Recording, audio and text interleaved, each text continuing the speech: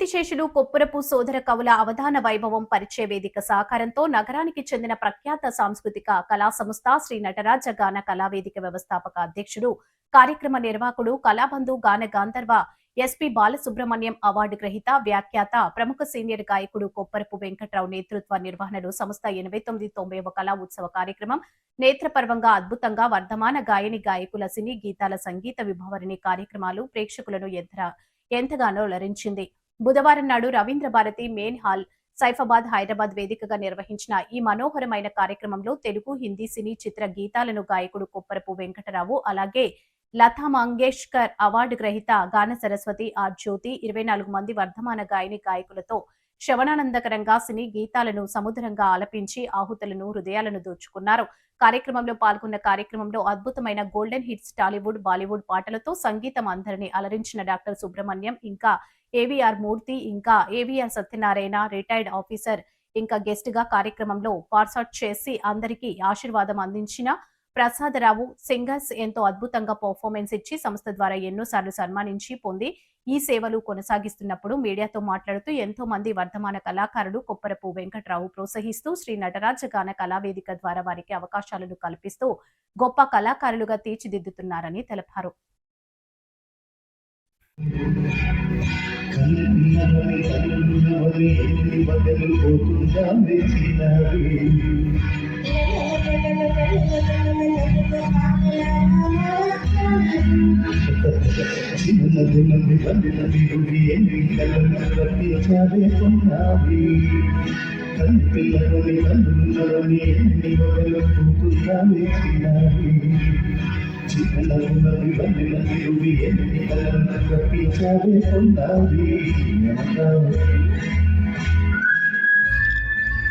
సంగీతం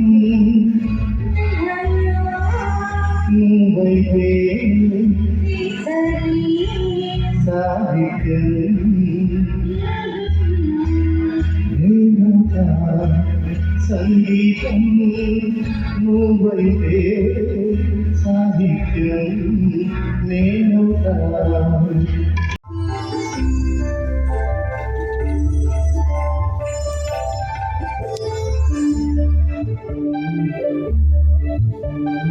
అమృతం తాగిన వాడు దేవతలు దేవుళ్ళు, అమృతం తాగిన వాడు దేవతలు దేవుళ్ళు, అది కన్న బిడ్డలకు పంచేవాళ్ళు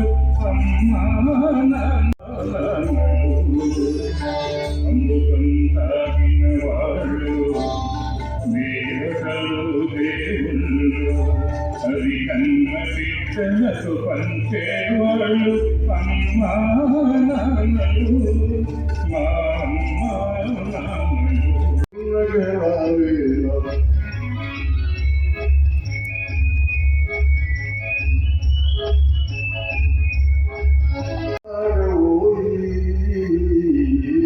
ప్రేమ శ్రీములను ధరించే పాలసారి ఆగవోయే పరవశం.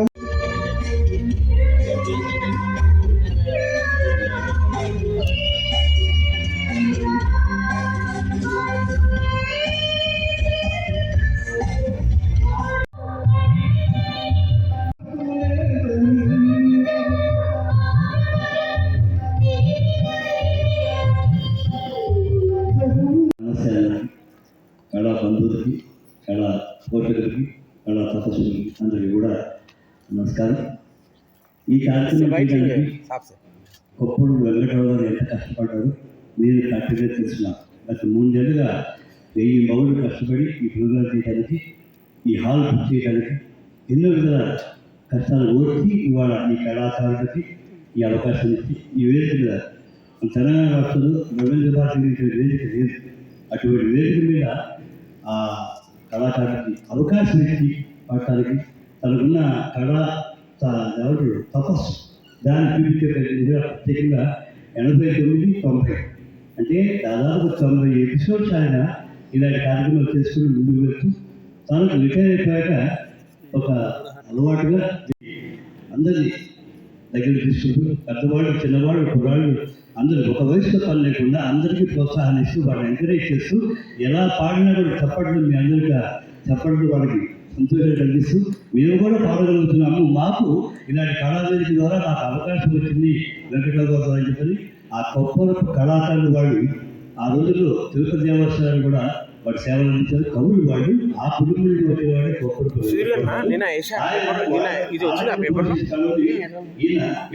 పోషిస్తూ ముందుకు వెళ్తూ పనిచేసి ఈ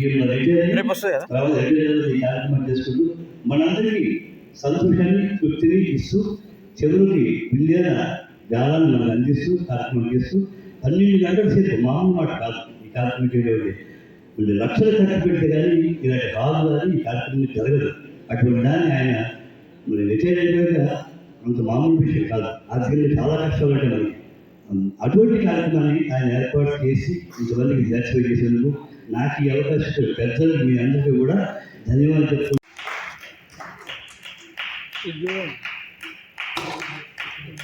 ఇది చూడండి. నా పేరు ఇక్కడ చూడండి సార్. నా పేరు Kopparapu Venkatrao. Civil supply retired district మేనేజర్గా రిటైర్ అయ్యాను 2016లో. రిటైర్ అయ్యి 2019లో కల్చరల్ యాక్టివిటీస్ చేస్తున్నాను. ఛాయారాగాన సభలో రవీంద్ర భారతిలో కూడా ఇంతకుముందు చేశాను. నేను 88 ప్రోగ్రాములు కంప్లీట్ చేసి 89, 90 ఇప్పుడు కంప్లీట్ చేశాను. మీ అందరి దయ వల్ల, పాత్రికేయ వాళ్ళందరి దయ వల్ల కూడా మా బ్యానర్ పైకి వచ్చింది. దీన్ని ఇంకా ముందుకు తీసుకుపోతుంది మిమ్మల్ని కోరుతున్నాను. పొద్దు నుంచి ఎంతమంది పాటలు పాడారు? పొద్దు నుంచి ఇక్కడ మేము 3 సెట్లు తీసుకున్నామండి. 3 స్లాట్స్లో చిన్నపిల్లల కార్యక్రమం జరిగింది, నృత్య ప్రదర్శన కార్యక్రమాలు జరిగినాయి. 2 గ్రూప్స్ వాళ్ళు వచ్చి పాటలు డాన్సెస్ వెళ్ళారు. నెక్స్ట్ కొప్పరపు సోదర కవుల చరిత్ర వైభవం మీద ఒక 20 మంది కవులు ఒంగోలు, గుంటూరు, నెల్లూరు, తాడేపల్లిగూడెం నుంచి వచ్చి వాళ్ళ విశ్లేషణ కొప్పరపు కవుల గురించి వివరించడం జరిగింది. దానిలో ముఖ్యంగా మాశర్మ గారని మన కొప్పరపు సోదర కవుల కళాపీఠ అధ్యక్షులు, వ్యవస్థాపక అధ్యక్షులు పాల్గొనడం జరిగింది. ఈ కొప్పరపు సోదర కవుల చరిత్రను ఇంకా ముందుకు తీసుకోమని మమ్మల్ని కోరారు. దానికి మేము ఓకే అని అన్నాము. ఇంకా దాన్ని ముందుకు తీసుకోవడానికి మేము ప్రయత్నం చేస్తాం. ఇవాళ సింగర్స్ వచ్చేసరికి ఒక 25 మెంబర్స్ సింగర్స్ ఉన్నారు. 25లో 1 ఆబ్సెంట్, 24 ప్రజెంట్.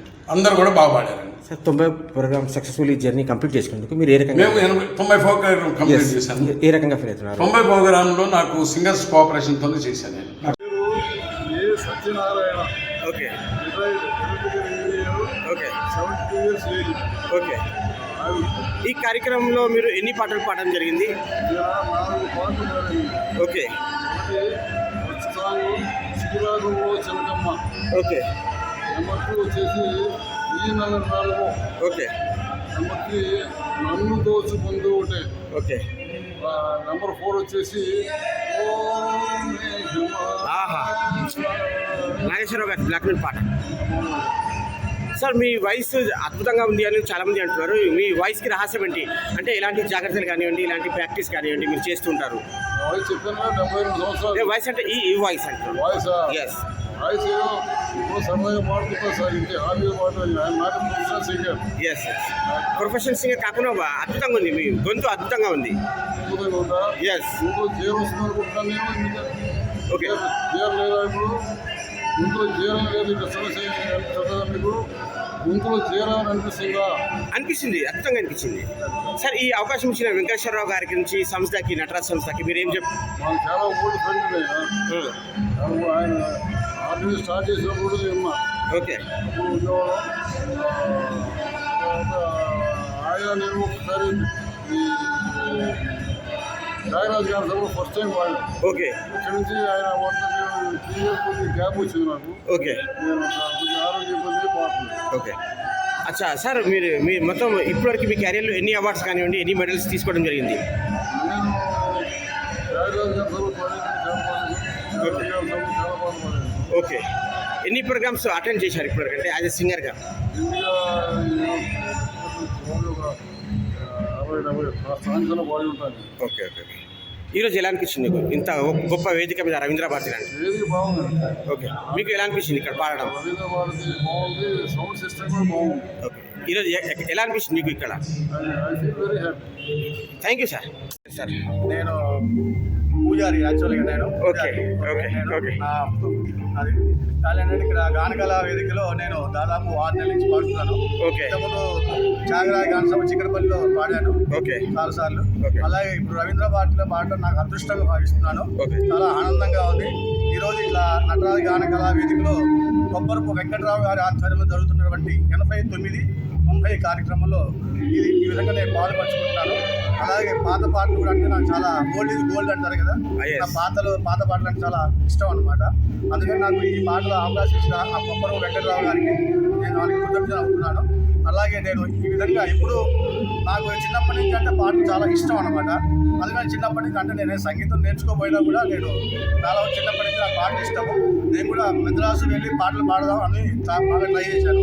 ఇప్పుడంటే 79, 80 ఆ టైంలో, కానీ నాకు అవకాశం దొరకలేదు. అట్లా ఈ విధంగా నేను బయట పాడుకుంటూ సినిమా పాటలు పాడుకుంటూ ఇంట్లో ఈ కార్యక్రమంలో మీరు ఎన్ని పాటలు పాడడం జరిగింది? ఈ కార్యక్రమంలో ఎన్ని పాటలు పాడారు మీరు? నేను ఇప్పటిదాకా దాదాపు 78 పాటలు పాడానండి. ఓకే. దాదాపు 4-6 నెలల 5 నెలల నుంచి పాడుతున్న త్యాగరాయ గానంలో. ఓకే. అలాగే ఈ విధంగా ఈ విధంగా 20 తారీఖు ఈరోజు మన రవీంద్ర భారతిలో పాడటం నాకు అదృష్టంగా భావిస్తున్నాను. ముందు త్యాగరాయ గాన సభలో నేను పాడాను. మొత్తం ఎన్ని లాంగ్వేజ్ లో మీరు పాటలు పాడుతుంటారు? తెలుగు, హిందీ. ఓకే. తెలుగు, హిందీ. ఓకే. హిందీ పాటలు బాగా ఇష్టం, తెలుగు పాటలు అదే ఓకే. ఎక్కువ నేను తెలుగు పాటలు పాడుతుంటానండి. తెలుగు పాటలు అంటే బాగా ఇష్టం. ఓకే. మీ ఫేవరెట్ సింగర్స్ ఎవరు? హిందీలో, తెలుగులో మీ ఫేవరెట్ సింగర్స్ ఎవరు? తెలుగులోనా? ఘంటసాల గారు, ఎస్ బాలసుబ్రహ్మణ్యం గారు తెలుగులో. ఓకే. హిందీలో మహమ్మద్ రఫీ గారు, కిషోర్ కుమార్ గారు. ఓకే. కిషోర్ కుమార్ గారు పాటలు అంటే బాగా నాకు చాలా ఇష్టం అనమాట. ఎందుకంటే అమితాబ్ బచ్చన్ పాటలు అంటే నాకు చాలా ఇష్టం. మహమ్మద్ రఫీ పాటలు, పాత పాటలు అంటే చాలా ఇష్టం. ఎందుకంటే హిందీ పాటలు కూడా నేను ఇదివరకు పాడాను త్యాగరాయ గానంలో కూడా. సార్ మీ వాయిస్ ఇంత అద్భుతంగా ఉంది, ఇంత రియాలిటీగా ఉంది. అయితే ఎలాంటి మీరు జాగ్రత్తలు ప్రాక్టీస్ చేస్తుంటారు? మీ ప్రొఫెషన్ చూస్తే పూజారి గారు ఎందుకంటే నాకేంటంటే నాకు ఆ పాట ఎలా ఉందో, ఏ విధంగా ఉందో నేను చూసుకొని అదే విధంగా పాడాలని చెప్పి 100% దానికి న్యాయం చేకూర్చాలని చెప్పి నేను అనుకుంటుంటాను. ఆ న్యాయం అనేది నాకు మనసులో అట్లా ఉండిపోయింది. కంపల్సరీ అదే విధంగా వాళ్ళు ఎట్లా పాడుతున్నారు, ఏ విధంగా ఎక్కడ ఆగుతున్నారు, ఎట్లా పాడుతున్నారు, ఈ బాలసుబ్రహ్మణ్యం గారు కానీ కన్సాల్ కానీ వరకు ఎలా పాడారు, ఏ విధంగా పాడారు, అదే విధంగా మ్యాచ్ 100% ట్రై చేయాలని చెప్పి నా కోరిక. అందుకని నేను ఆ విధంగా పాడాలని చెప్పి నా మనసులో ఊళ్ళు వస్తుంటాను. Thank you sir. Yes start sir.